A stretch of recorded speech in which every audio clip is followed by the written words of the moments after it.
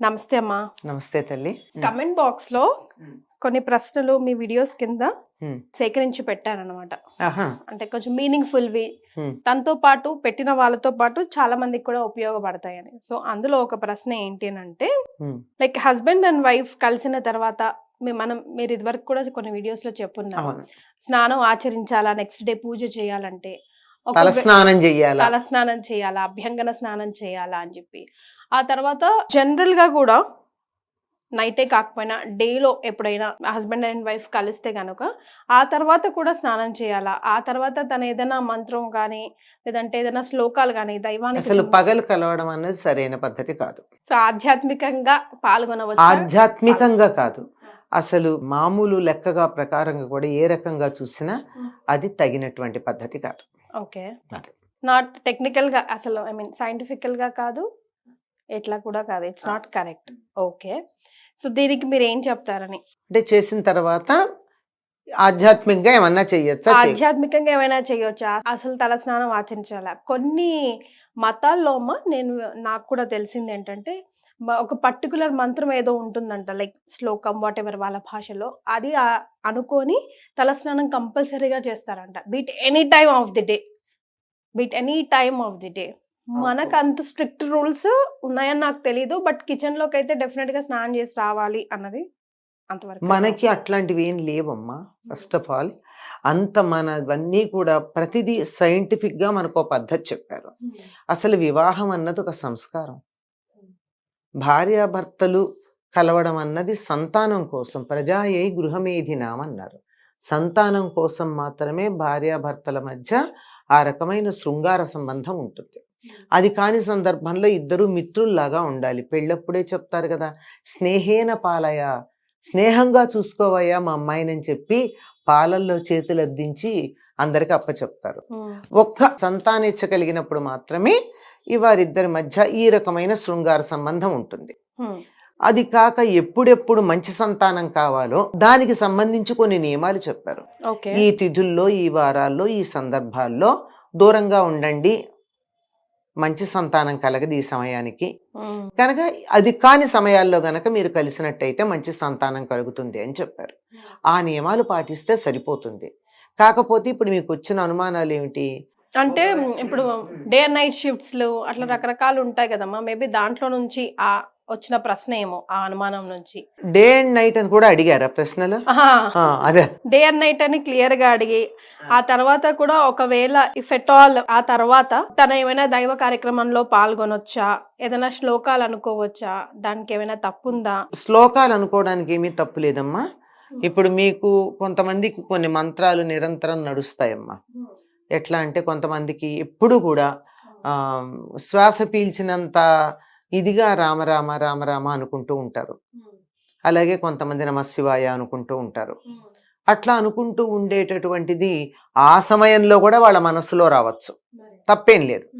ఆ తర్వాత కూడా ఆ మంత్రాలు కానీ, అదే మంత్రం అనడానికి వీల్లేదు, ఆ నామం కానీ ఆ శ్లోకం కానీ మనసులోకి వస్తే తప్పేం లేదు.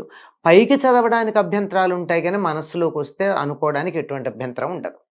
నిరంతరం ఏ పని చేస్తున్నా ఒక నామము, ఒక పేరు మనం అనుకుంటూ ఉంటే అది మనసులో ఉంటుంది. అంతెందుకు, మనం ఏదన్నా ఒక సినిమా చూసేస్తే ఒక పాట ఉంది, ఆ పాట మనం నిద్రపోతున్నా, పని చేస్తున్నా, ఏం చేస్తున్నా ఆ ట్యూన్ మనలో తిరుగుతూ ఉంటుంది.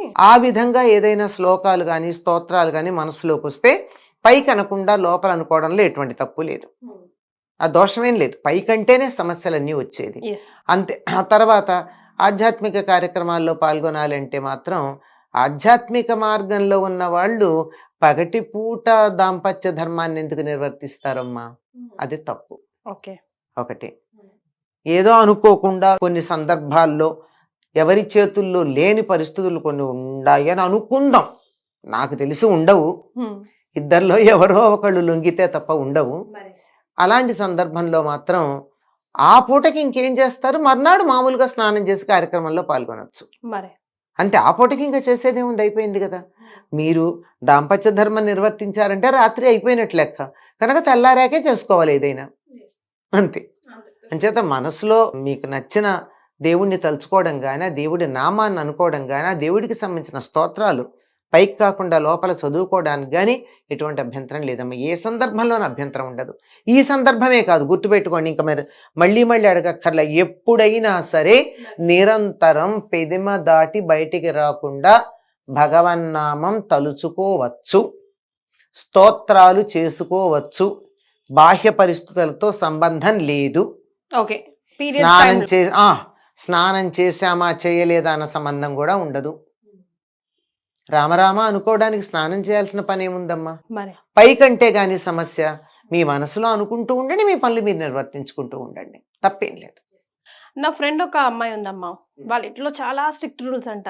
అంటే తన ఎలా ఇబ్బంది పడుతుంది అంటే, నేను తలస్నానం చేశాను వచ్చాను నెక్స్ట్ డే బయటికి అంటే ఇద్దరు పీరియడ్స్ లో ఉందా అన్నది ఇంట్లో వాళ్ళకి కన్ఫర్మేషన్ అదొకటి, లేదా నైట్ భార్యాభర్తలు ప్రైవేట్ టైం స్పెండ్ చేశారు అని అన్నది. అంత ఉండాలా? అసలు భార్యాభర్తలు కలిసిన తర్వాత అమ్మాయి తలస్నానం చేయాల్సిన పని లేదని చెప్తున్నాయమ్మా శాస్త్రాలు. అది తప్పు పని కాదు కదమ్మా.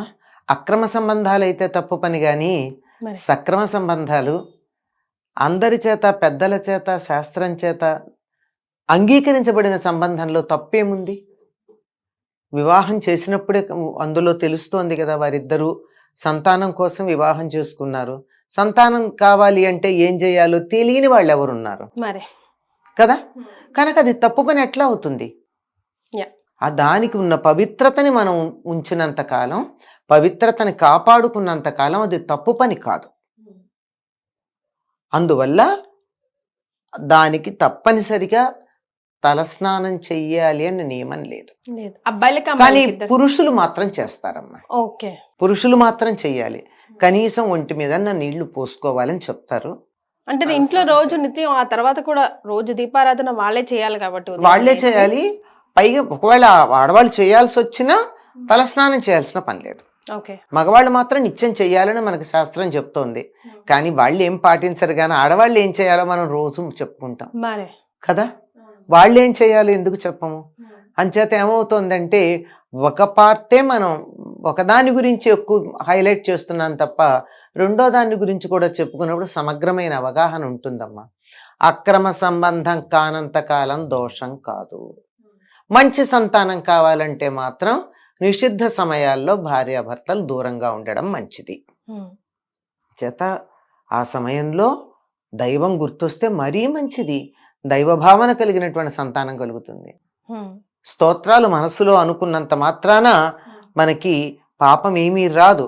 ఆ భావన కాబోయే సంతానానికి కూడా కలిగేటటువంటి అవకాశం ఉంటుంది. కనుక అటువంటి దోషం ఏమీ లేదమ్మా. Right. Thank you so much అమ్మా. నమస్తే అమ్మా.